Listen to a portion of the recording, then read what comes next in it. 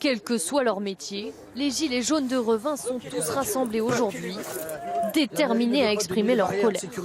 Comme Aurélien Pierre qui gère une micro-entreprise de multiservices.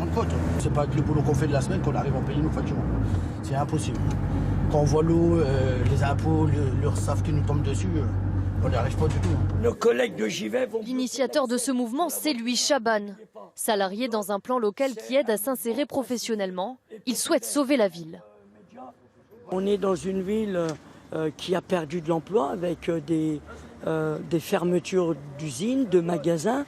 Voilà, la vie est triste. Depuis plusieurs années, la ville semble à l'abandon. En 30 ans, le nombre d'habitants est passé de 15 000 à 6 500. Plus de la moitié sont partis.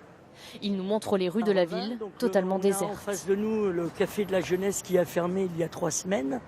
La friterie qui était tenue par Marie, elle a fermé il y a environ 4 ans. Une longue agonie qui s'accélère avec la fermeture d'Electrolux. 157 salariés sont licenciés en juin dernier, dont Michael Gonzalez. Sans emploi, il était dans les blocages ce matin et se montre très pessimiste sur son avenir. Revin est amené à mourir, oui. En très peu de temps, je pense.